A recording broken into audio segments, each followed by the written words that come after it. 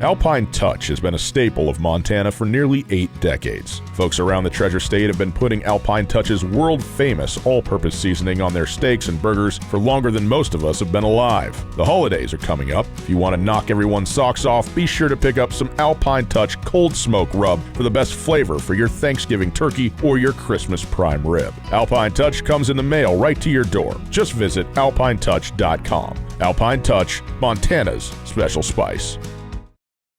All right, welcome everyone. We're going to get started here. Thanks for joining us this afternoon. We have head coach Tim Polasek, followed by Cam Miller, and then Eli Mostaert ahead of the FCS championship game. Just a few reminders here. Please use the raised hand function as we get into the question portion of today. And we will make sure to get to you. And then as you are introducing yourself, make sure to use your name and your affiliation. I'll turn it over now to head coach Tim Polasek. All right, good afternoon. Thanks for taking the time to catch up with Bison football. You know, obviously we're extremely excited to be preparing and to be in another winter camp here at in North Dakota State. We're preparing for an outstanding opponent. A lot of respect for Coach Vegan and his program. Obviously, they're the #1 ranked team in the country and undefeated.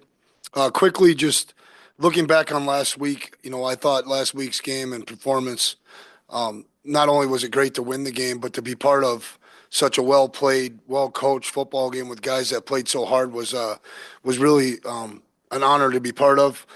Currently, we're preparing right now for practice number 5 today. Our work has been very enthusiastic. I think our kids are showing up not only to practice, but to meetings, treatment, nutrition, weight room stuff with the right intent, and you know, looking forward to the preparation the rest of the way. But I'm really encouraged by how we've done our work so far. With that being said, I look forward to answering any questions. Corey Hogue, go ahead and get us started. Coach, thank you so much, and congratulations on making it to the national title game. I have a two-part question here. I noticed you have 4 players who played with Texas high school football. I'm with Dave Campbell's Texas football. If I didn't mention that, I do apologize. I noticed you have 4 players who played Texas high school football. How important has it been for you to recruit Texas, and how much has being in this national championship game so often allowed you to kind of recruit some of these players from Texas? Yeah, I would answer the question by saying this. You know, with the frequency that we've been down there, and we've been fortunate going all the way back to 2011, as our brand continued to grow nationally, we felt like starting in Frisco, in the Frisco area, Dallas, was very important for us in the recognizability and trying to get in there and to start to cultivate some back and forth knowledge. You know, us gaining knowledge on high school football in Texas, them gaining knowledge on how we operate and how we run our football program would be critical. And I think Texas is a big part of it. When Craig Bowl was here back in, 2003, 4, 5, 6, I know early on, a lot of the staff members had experience in Houston. Coach Bowl recruited Texas quite often in his travels, whether it was Nebraska or at Rice. And so, I think the whole country would love to take advantage of the great high school football played in Texas. Right now, we focus primarily on Frisco, and then we kind of work our way out from there. And we try to keep it pretty tight so that our reputation is known. We want to be known in those areas, and we want to know the area very well. And we've been very fortunate to come across some really good players. Awesome. Thank you, Coach. Thank you. Jeff Kolpak, go ahead. Yeah, Jeff Kolpak at the Forum in Fargo. Tim, describe the season that Ryan Jones has had and his play of late, and what happened there. What's the difference? Yeah, I felt it's interesting because you get into fall camp and sometimes maybe the mundane catches up with, just the repetitions and team periods. I thought Ryan was off to a good start in fall camp, was carving out, not only opportunity on special teams, but with the defense as we occurred some injuries and things there. And then, Ryan would probably tell you he didn't play his best football, but the thing you appreciate about it is Ryan's just continued to improve. He's continued to become more and more confident, especially coming up and supporting the run. And I know you guys made comments after the game. I had no idea that he had played that type of game. When I went back and watched the TV copy against South Dakota State, in the semifinals, that second play of the game, Ryan is 2 yards deep in the backfield making that play, and just so impressed with his ability to stick to it. Really impressed with how good of a student he is academically, and then just continuing to compete and improve. He's gotten better and better, Jeff. What's going to be like going against an old cohort like Brent Vegan? I think it's, I texted him the other night. I just said, Brent, this is pretty cool. I don't know if it'll get to like an emotional spot for us, but we have gotten tighter and tighter over the years. I think it's really cool for Coach Bowl and his tree and the legacy of it. And just watching the Montana State team play, there's still some of those old defensive, keys and characteristics are there and how they play defense with the 4 down front. And then offensively, I think it's really cool to see Brent just free up his offensive coordinator to just continue to be aggressive, calling quarterback runs, really dynamic run game, obviously, and, all the shot plays that come off of it. But pretty neat. Pretty cool. Brent and Molly are good friends of ours. Obviously, we purchased their house when we moved to Wyoming. And so there's some history there. I'm looking forward to it. I really am. Finally, well, you just kind of alluded to it with you and your wife and your family. Has it been different this year as being the head coach and being on this ride as compared to assistant? Yeah, I think so. I think I knew there would be more time allocation, away from watching practice tape and focused on scheme and plays and those kind of things. And so that's probably pulled a little bit of time away from her. But overall, us being back in North Dakota and her home state, a lot of friends and family, just more regional here than it was at Wyoming. That's been a blessing. I just love to compete, and I love watching our coaches coach. I love watching the players compete and improve, and being able to step back, and get a 20,000-foot view at practice instead of being right up in there with a position group actually has been real enjoyable, and I hope to continue to improve. Okay, thank you. Devin Fry. Devin Fry with Valley News Live here in Fargo. Coach, the first thing a lot of people are going to think of with this game is the quarterback matchup, Mellott versus Miller. When you have 2 Walter Payton finalists going head to head here, just how exciting is that to be to see these 2 really good quarterbacks be able to go head to head with this much on the line? Yeah, good question. We're on day 5, right? So we're pretty deep into the preparation. And I want to do everything I can so that it doesn't come down to 1 or 2 guys, right? It's about 3 units going out there. But, man, with their kicker, I don't know if you'll have an opportunity to get a kick return. With their punter, I don't know how many opportunities you're going to have in the punt return game. And so maybe that gets negated, right? And then it does come down to which quarterback not only plays really well, but in big moments, in impactful situations, the gold zone, and on third downs, whoever performs the best there and gives their team an opportunity to stay on the field is going to have the best chance to win this game. I can really only speak on Cam and what I've seen of Tommy. I think Cam is practicing really well, and I think he's going to play great. And it goes beyond just Tommy too with this Montana State offense. Coach Olson kind of talks about defending them like a triple option type offense. Where does the most pressure go on your guys' defensive side? I think on the run pass conflicts, not run pass, not RPOs. They have some of that stuff, but it's the pause player, maybe the linebackers, the boundary safety, the safeties. All these guys that we ask to support the run, not only versus running backs and potentially even receivers, you have to account for the quarterback. And so it's the run pass conflict in the concepts that they deploy in the run game with the complementary play actions. Sometimes it gets to be even a little bit gadget type plays, the pops and the hits. Just the run pass conflict, they do an unbelievable job. It all starts with the run game. It all starts with Tommy. They've rushed for 300 yards per game. Tommy's well over, 3,500 yards total. And so I think what we have to do is try to cultivate as many opportunities to square him up as possible, and tackle and be physical and make him work and grind during the game. But then we have to be very conscientious of these pop plays, these wheels, and all the conflict they kind of create with their quarterback run game. Thanks, Coach. Craig Haley. Yeah. Yes. Thank you. Coach, appreciate your time. Sorry about that. When you step back into the NDSU program, you're kind of stepping into a situation where this is where you want to be every year, that kind of pressure. How is that different at NDSU, and how do you embrace that kind of championship or bust mentality? Well, I think ultimately it really does help you navigate through communicating to young players.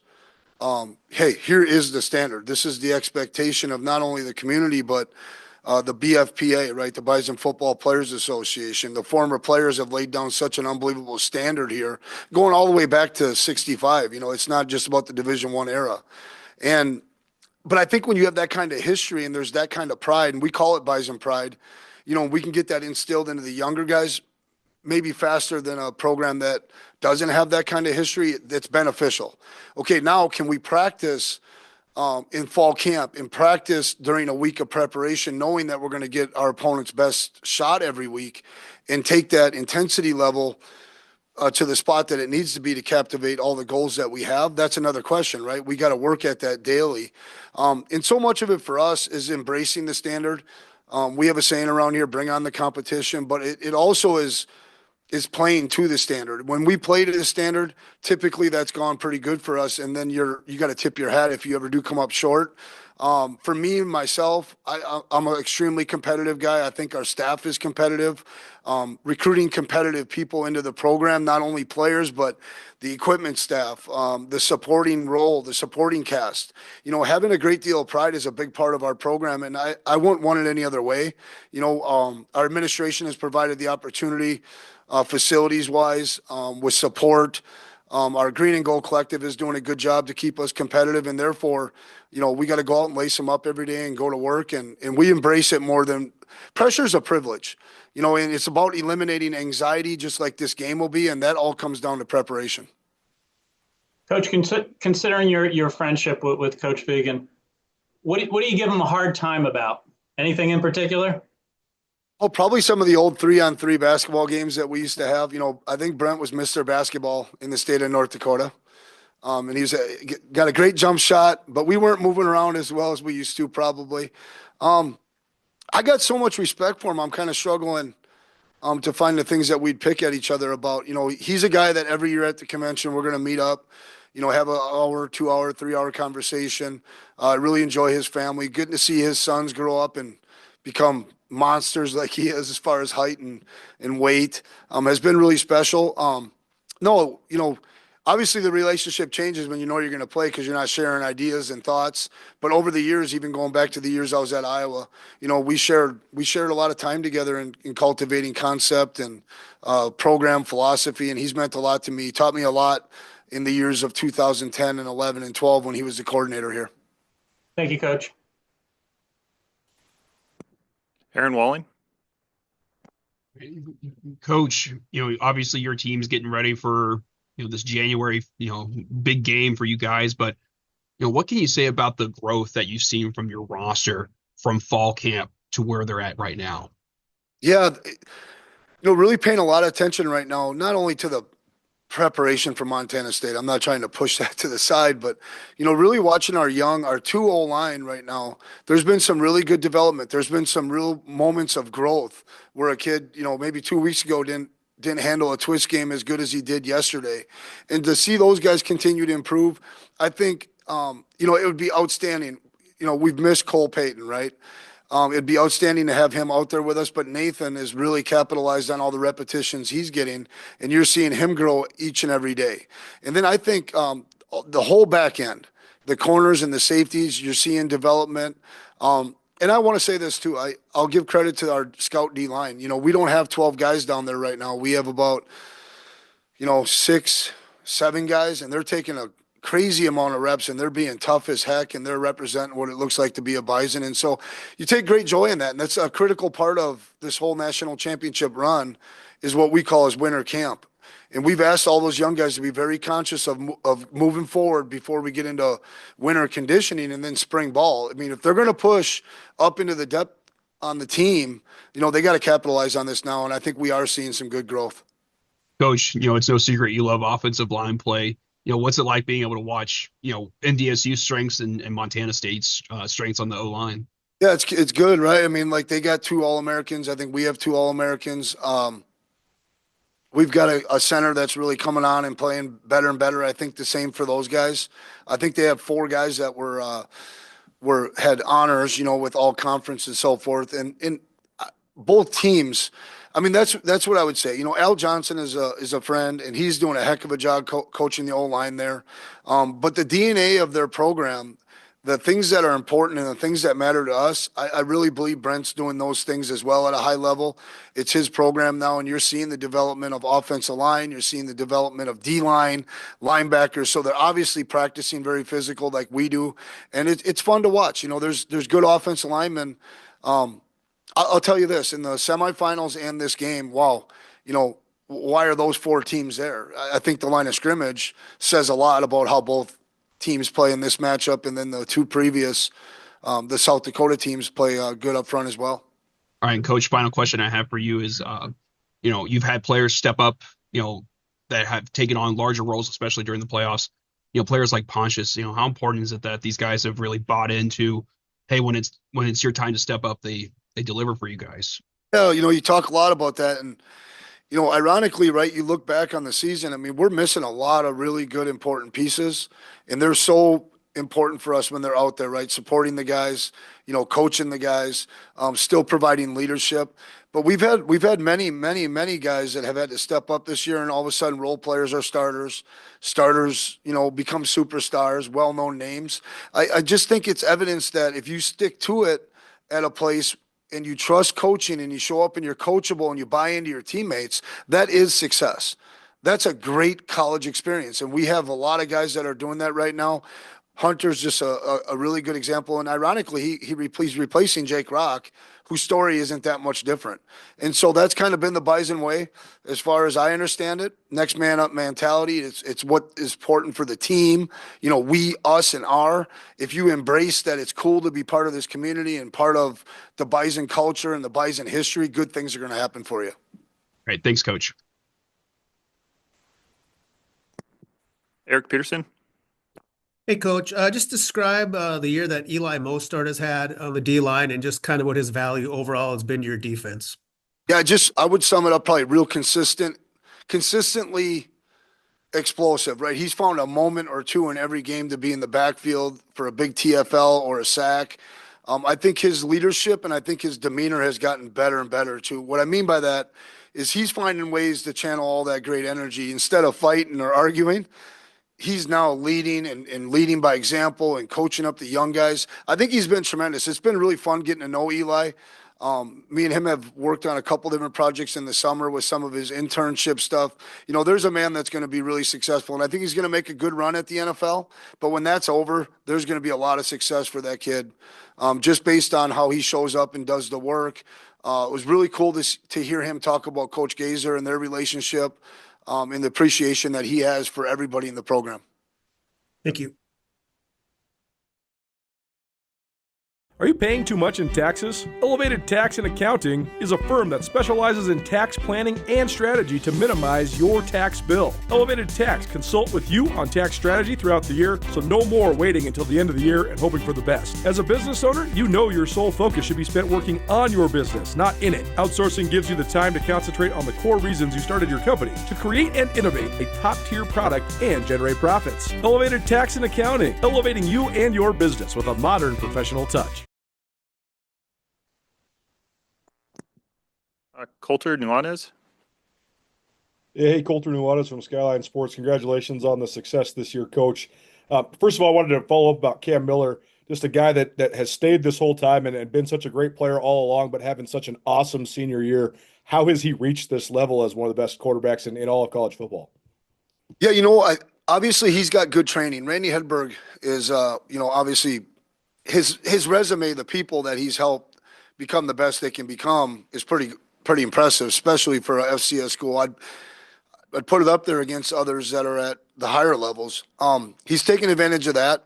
The one thing I hope Cam says is that he embraced any change.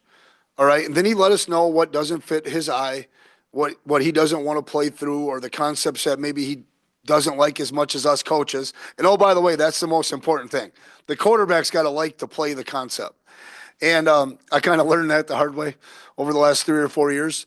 But I think he embraced any nuance that we wanted to bring to the forefront.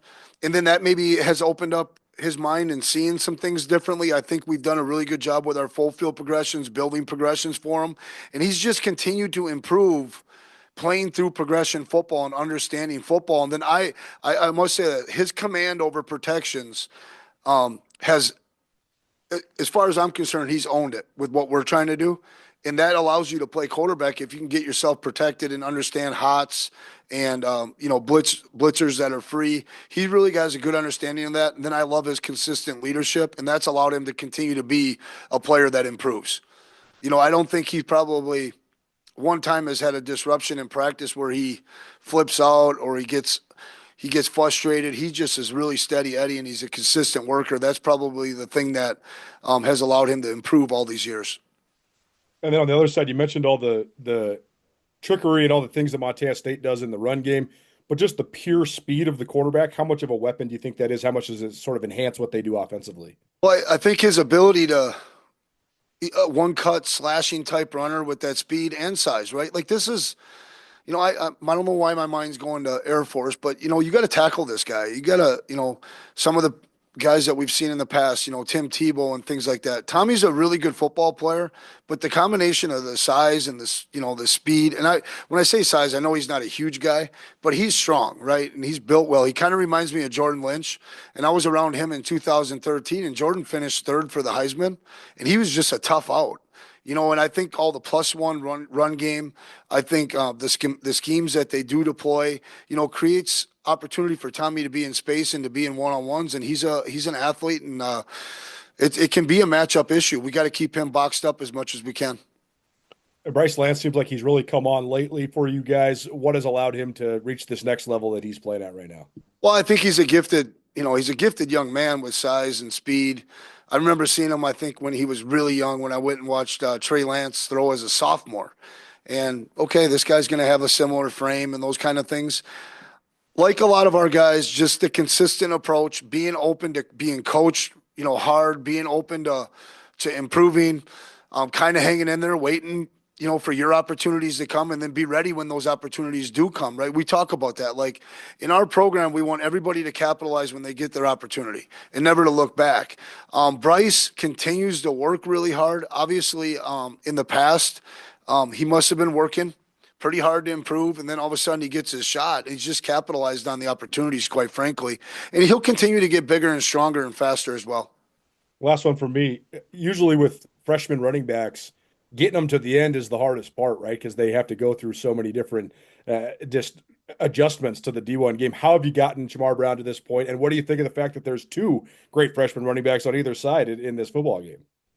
Well, I think that's probably one position, as we get into this day and age of the portal and so forth and so on, running backs can contribute. I think the further away from the line of scrimmage you play, you got a shot as a freshman. But we call him Marty. Marty works extremely hard.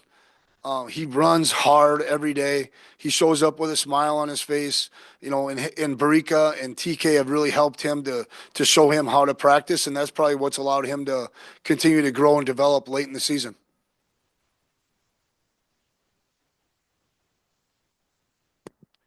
Got about 5 more minutes here. Greg Rochik, you're up next. Yeah. Hi, Tim. Greg Rockhatch from Montana Sports. Just curious how much you're personally looking forward to this opportunity. I think you're the 4th NDSU coach to, bring the team to this stage. So how cool is this for you? You do everything you can as a leader to not make it about yourself or things that you want to get accomplished individually. And that's not coach speak. This game will be about the players. It's an honor to be part of it with them and to help them reach their full potential. For me, it's interesting. Because our players prepare and practice so hard and they care about each other so much, I have not been nervous or anxious for a game yet. I'm hoping that'll be the case this week. For me, it's just another opportunity to be down there with a great group of guys, another senior group of guys, another good Bison football team, and to do everything I can to help them and position them to win the game. We're always looking as a staff, to position our players so that it's a player's game and that they get the most out of it. Obviously, as a head coach and for our staff, it's something that, we want to be part of and we want to be down there. It means a lot. Thank you. Stephen Hawkins. Coach Stephen Hawkins with the AP in Texas. You had mentioned a minute ago, we were talking about the quarterbacks, but what does it say in this day and age to have two veteran quarterbacks who have been through a lot and have probably had some opportunities maybe to go other places that are still here and playing for a championship? Well, obviously they went to the places that have a strong culture, good communities.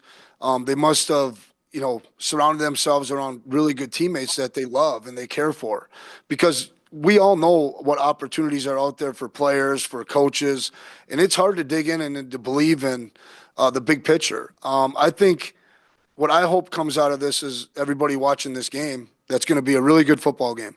They see two guys that are leaders of their clubs that have had the opportunity to reach their full potential, now have mastered a system. And wherever they end up, whether it's the Arena League or the UFL or the NFL, they're going to have a foundation that they can fall back on that's solid, that others that bounced around will not have and will struggle to learn NFL protections, will struggle to understand NFL run game. Okay, so I encourage every young person out there, stay where you're at, dig in and reach your full potential and believe in the people around you. Okay, master a system. All right, Coach, I appreciate it. Thanks. Bobcats win again. So, fifth quarter at the R Bar? Dude, I could crush a burger right now. Can you guys pick it up? I'm thirsty back here. Guys, what's up? Hop on in. Fifth quarter's this way. Oh, new R Bar merch. Yo, what's the fifth quarter? They have food, drinks, and giveaways after every home game. And these sweet Bobcat cups. Oh, I'm in. Take me to the R Bar. Join us at the Rocking R Bar after every home game for the fifth quarter.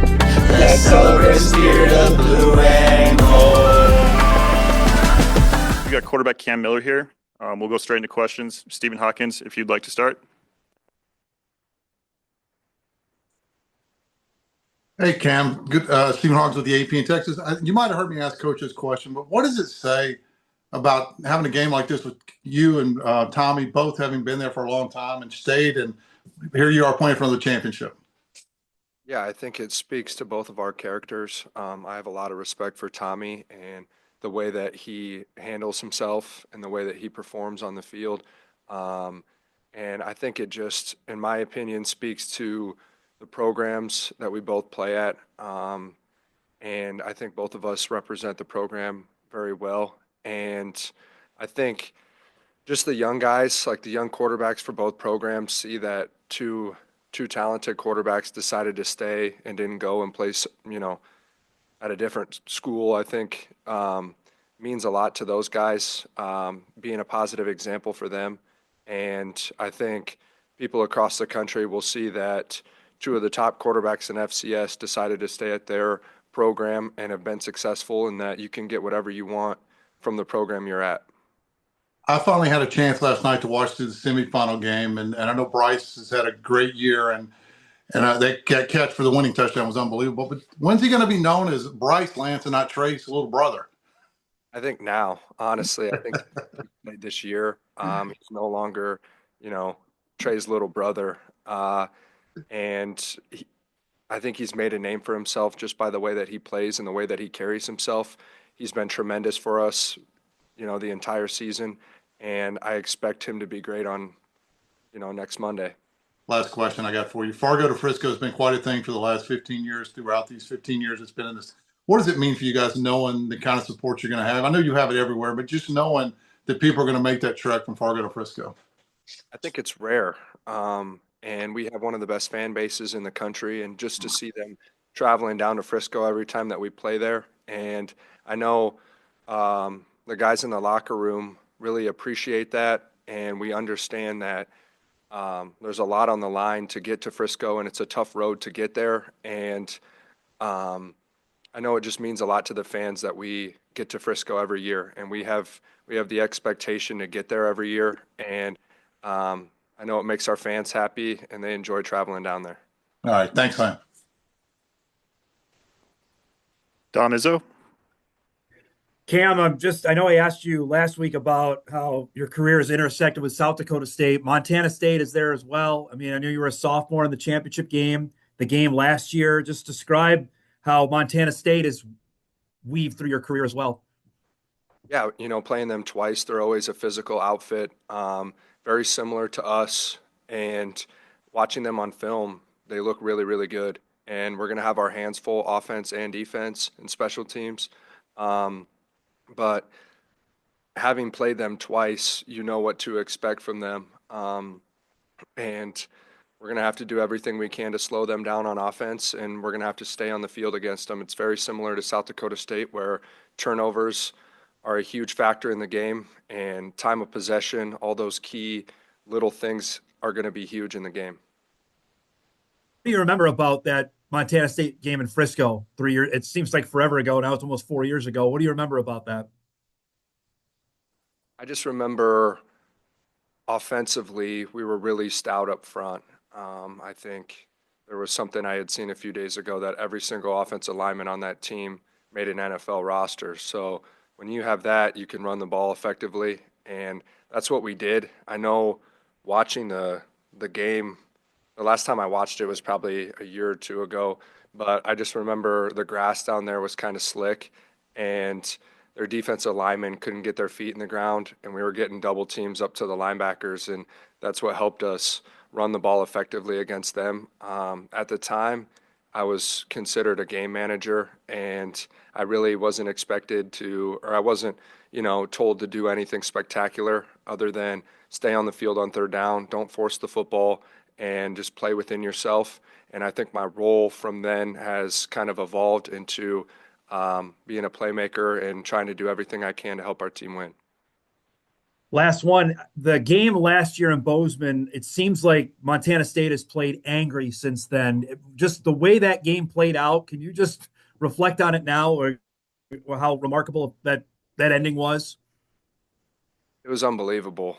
And but I didn't think that watching the film this week from that game that we played very well on offense, especially early on in the game. I think we had maybe the first 3 drives were 3 and outs. We couldn't stay on the field, and that provides a lot of stress to our defense, especially against an offense like them. We have to capitalize on staying on the field, and that's what I remember most about that. And then just some big plays down the stretch where we got some sacks.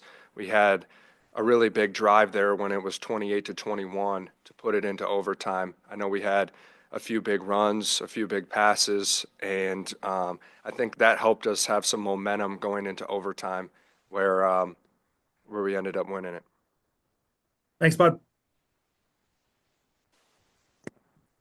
Devin Fry. Cam, obviously a real emotional win for you guys in the semifinals. What have you seen from this group kind of moving on? Obviously a national championship being on the horizon probably helps with that a little bit, but what have you seen from this group as you get ready for this trip to Texas?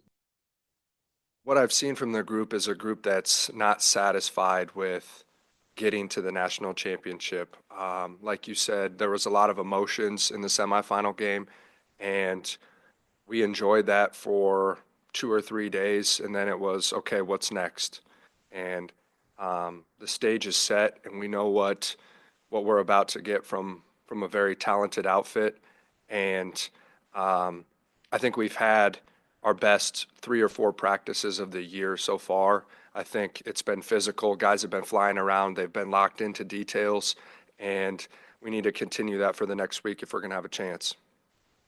Do these games, when you're getting ready to go up against another really good quarterback on the other team, do these games feel any different for you in that preparation aspect, even just mentally, when there's, the other Walter Payton Award finalist on the other roster? Does the game just start to feel a little bit more big to you, or how do you kind of keep that level?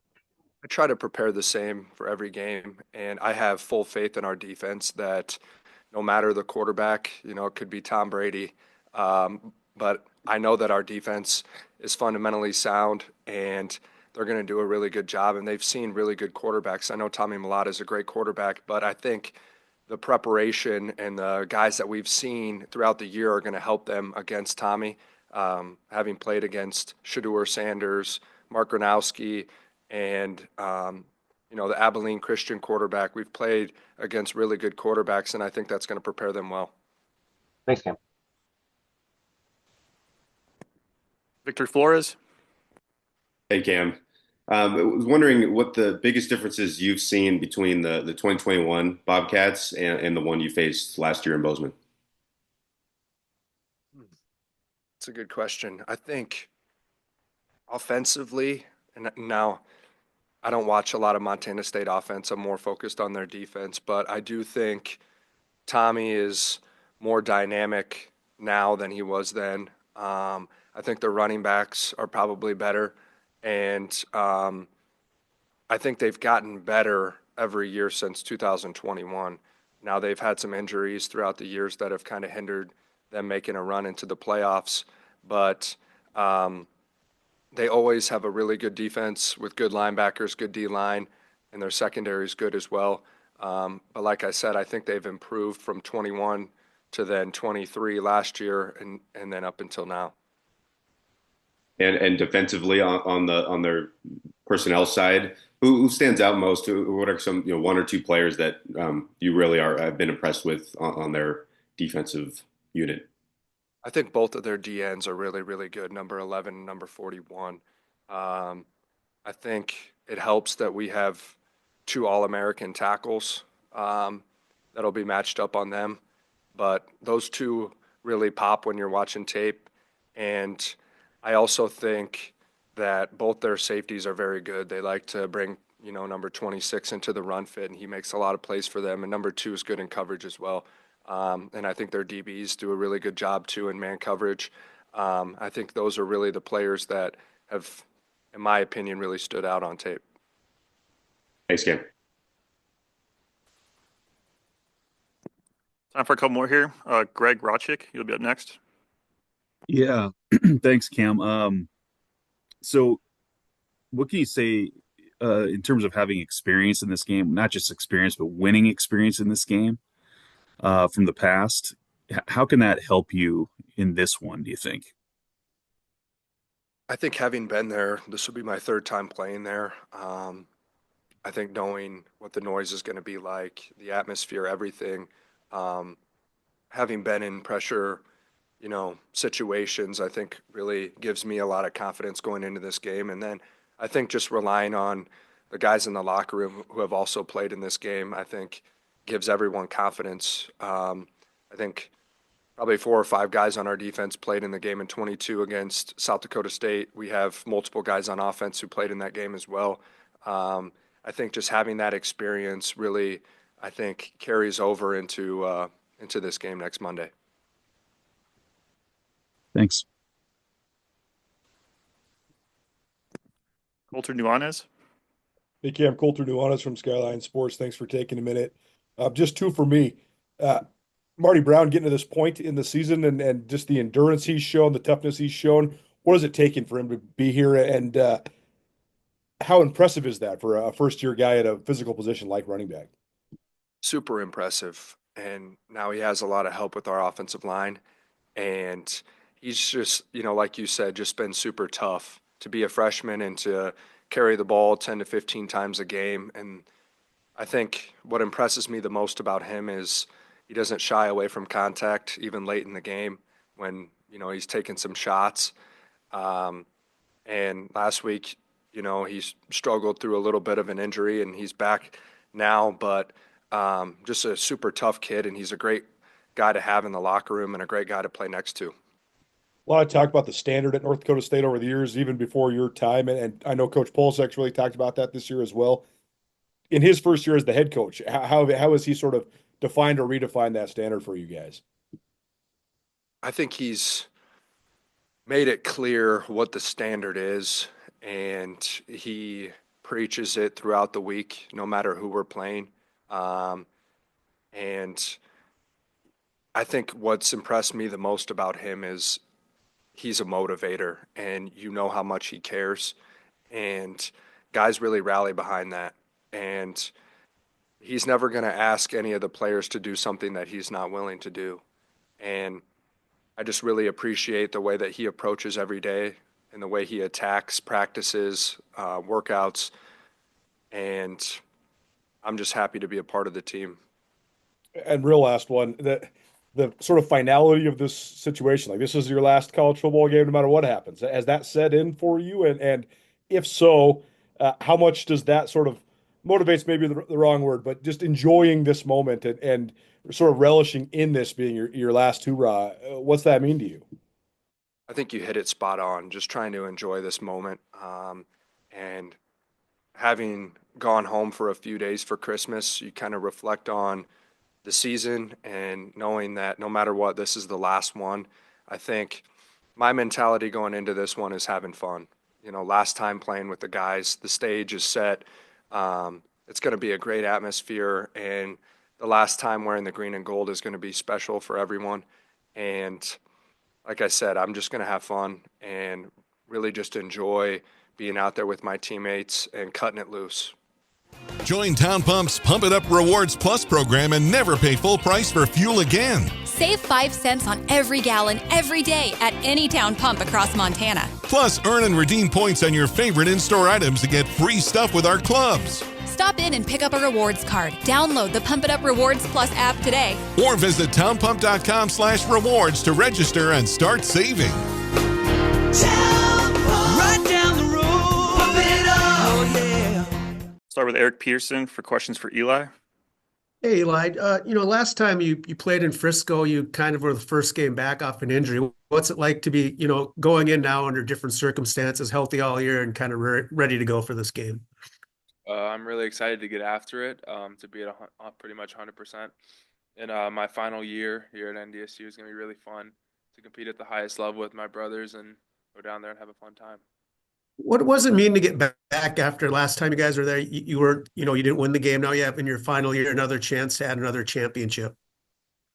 It feels great. It's been one of our big goals this year to make it back to Frisco and make it my senior year with my guys, the 5th-year guys, the 6th-year guys, and do it for each other. It's been a fun journey throughout the year, and it's going to be fun to get down there and prepare with the team down in Frisco.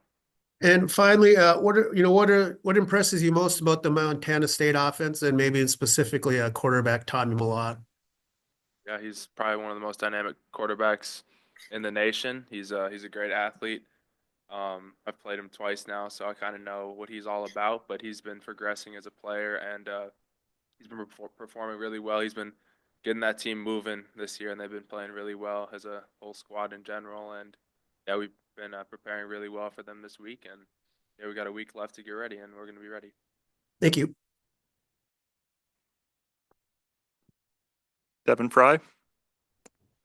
Eli, you kind of see these guys a lot in the postseason. It's rare to play a team this many times. I think it's like 5 times since 2018. Kind of, what do you think that adds to this game, and just kind of, especially with how you guys have been the ones to end their season each of those times? Just kind of, what do you think that brings into this matchup? Yeah, we've played them a lot since I've been here, but we go at every team like every other week. It's nothing changes for us. It's just the same preparation, same mindset every week is to go 1-0. And yeah, they have a really good squad like they've always had. Very physical, very tight unit, and yeah, we're gonna hopefully get after them on Monday. And beyond just Tommy, it's a really dynamic offense. Coach Olson kind of talked about defending them like a triple option team. How much pressure does that add to you guys up front? And just kind of, do you just have to be more head on a swivel? Do you have to be able to move more laterally? You can't just pin your ears back as much. How does this kind of change how you guys have to game plan for this one? Yeah, they don't throw the ball a whole ton, but everybody knows their fits, knows their roles on the certain calls, certain defense that we're going to be in, and everybody knows who they're going to have on every play, and we're going to go about it like we do every single week, and the D-line's going to take care of the run, and then the linebackers and secondary take care of the quarterback on the given plays. But yeah, we're going to be ready. They're a really sound running team, really good running backs, great quarterback, so it's going to be a really nice contest for us. Not contest, but test for us, and we're ready. Thank you. Colter Nuanez. Yeah, hey Eli, Colter Nuanez from Skyline Sports. Thanks for taking a minute.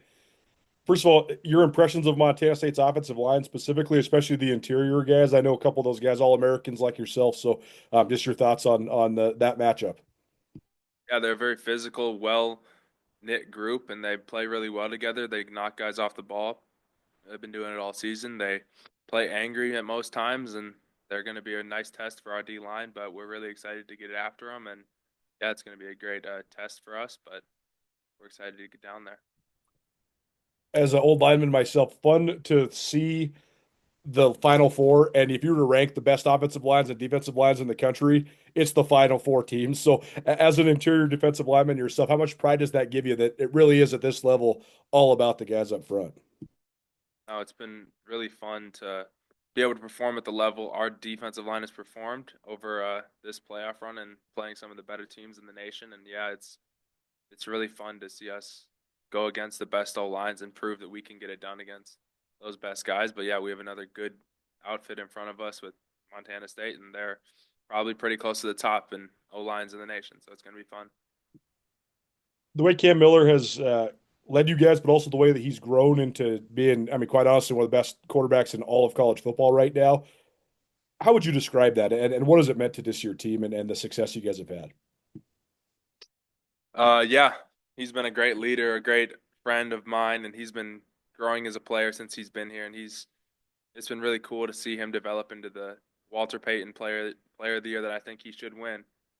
But he's been playing his butt off all year. He loves this team, loves this program, and he's playing at the top level right now when we're going to need him most in this final game. And last one for me, what sort of impact do you think Tim Polasek has had just taking over as the head coach in his first year and leading you guys all the way to the national championship game?